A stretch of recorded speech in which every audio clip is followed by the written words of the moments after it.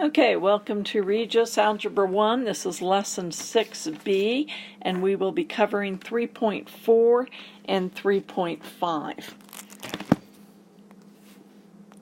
So when we have two terms like 3x plus 7x, these are called like terms because they have the same variable, which is the x, to the same power, in this case the first power. By the same token, I could say 7x squared minus 3x squared. These are also the same terms because I have, or like terms, because I have x squared and x squared. So whenever you have like terms, you want to take the numerical coefficients and do whatever the operation is. So this says add them. So if I have 3x and 7x, that is 10x. And that's how I would simplify that. If I have 7x squared minus 3x squared, I would take 7 minus 3, or 4, and I'm not changing the variable and its exponent. I don't change that. All I'm changing is the numerical coefficient in front of it following the operation that's given. Okay? So if you have 3x plus 2x, that would be 5x. If you have 4x plus 7x, that would be 11x.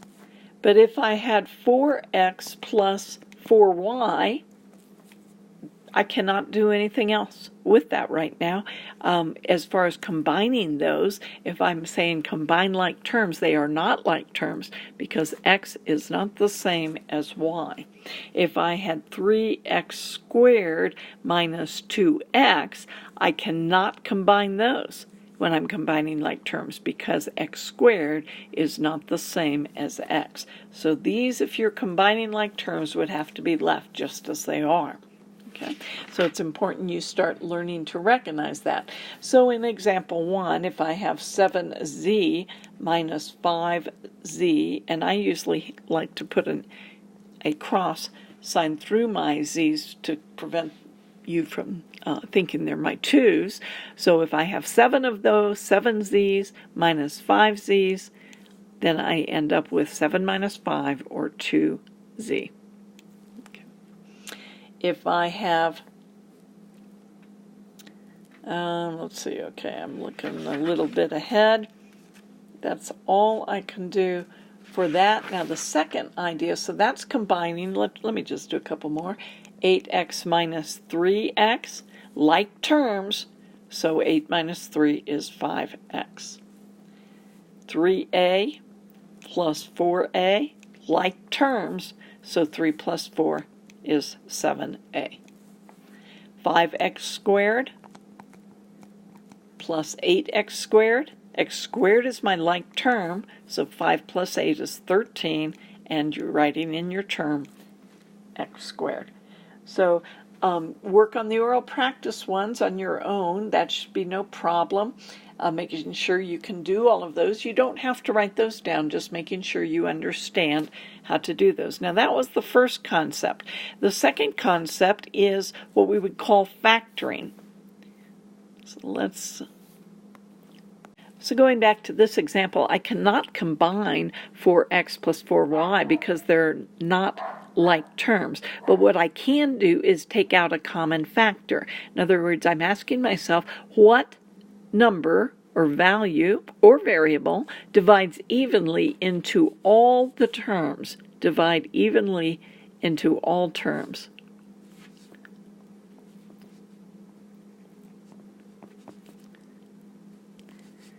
And in this case, a 4 would divide evenly into every term. So if I took out the 4, it's like reverse distribution.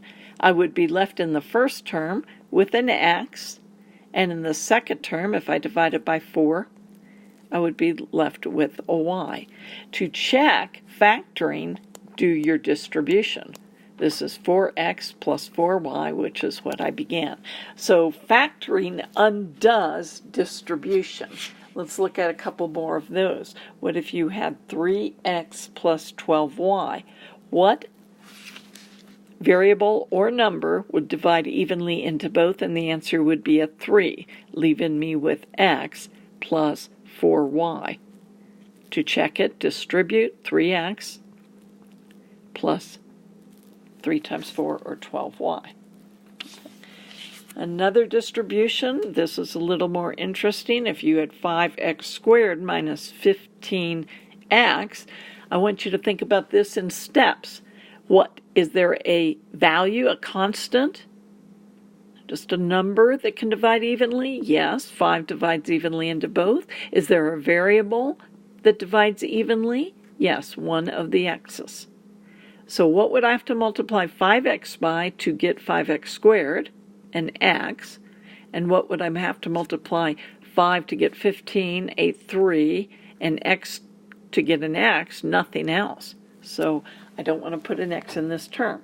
To check it, distribute, that becomes 5x squared, that's my first term, minus, that's my sign, 5 times 3 is 15x. And that's what I've got. All right? So these will be important to practice these a lot, because this is a key idea, one of those things we're going to use a lot. What if he asked you to simplify something like this?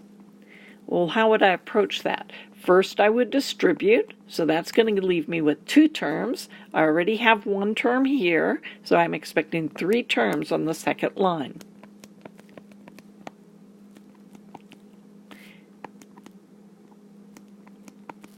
And then I'm going to combine like terms, so I'm now expecting 2 terms on the next line.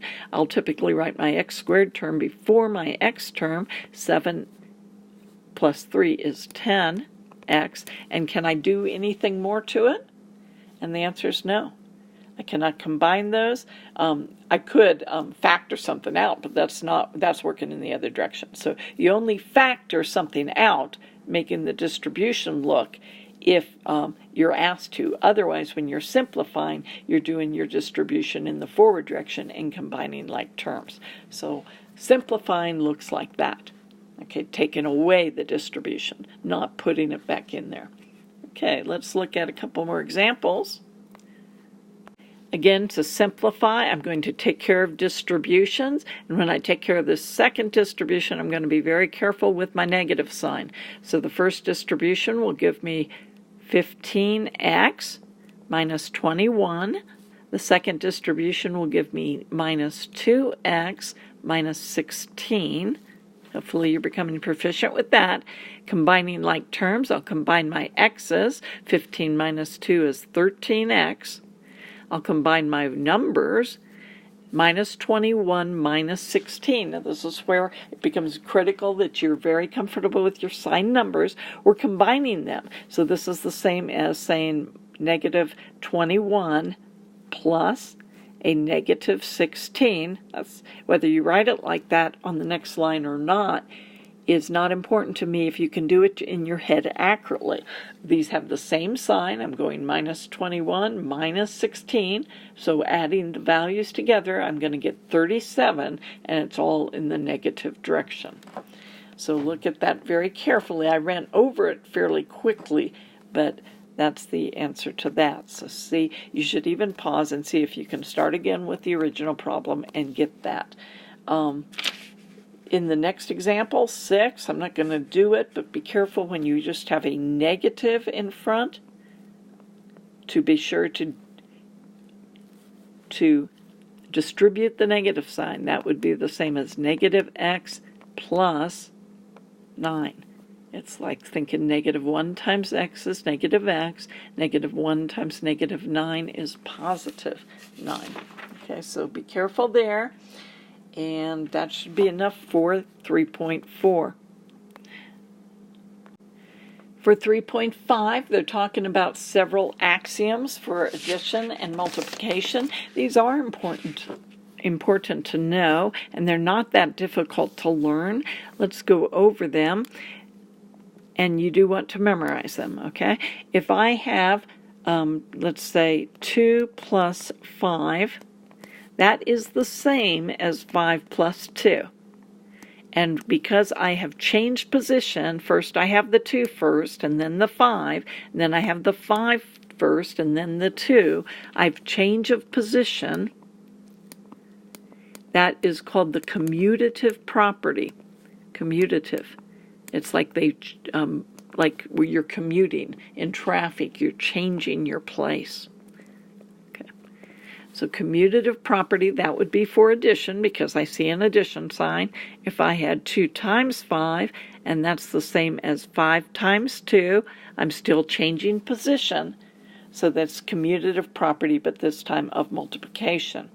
The next one requires 3 objects or terms. Let's say I say 2 plus 3 plus 4, and in the first grouping, I'll have a group the first 2, and in the next grouping, I'll have, notice I write 2, 3, and 4 in the same order, both on the left and the right side, but it's a change of grouping, or parentheses. That's called association. So this is the associative property. And again, the first one I've given you is the associative property of addition. Make sure it's correct. 5 plus 4 is 9, and 2 plus 7 is also 9. So that does work. Okay, so this is our first property. This is our second. We could do the same thing.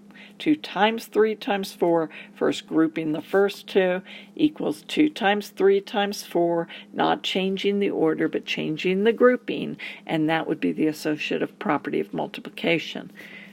Testing it, we have 6 times 4 is 24, and 2 times 12 is also 24.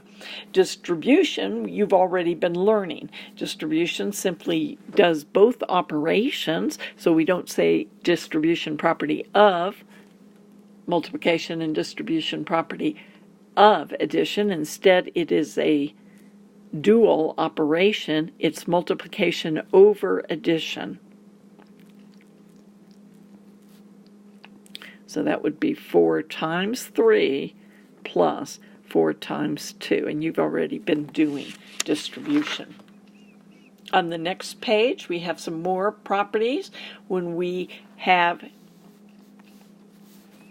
a number on the left side and the number, and we're going to do an addition operation, and we're going to end up with the same number on the right side, I'm asking, what do I add to 7 so that it equals 7 when I'm done? And it's a 0. So we call this the additive identity property. What do I multiply by 7 to end up with 7 on the right side? And this would be the multiplicative identity, or the identity property of multiplication, identity property of addition. The inverse is almost the same idea, picking up these two very special numbers, the additive inverse. Okay. I'm sorry, that's not the additive inverse. But these are special numbers associated with addition and multiplication. So the additive inverse would say 7 plus what equals 0, and that would be the additive inverse. The multiplicative inverse would be 7 times what equals 1. And so this would be -7, or the opposite of 7, and that's called the additive inverse, the opposite of the value you originally had. This would be 1 over 7, and that's called the multiplicative inverse, or the reciprocal. Okay.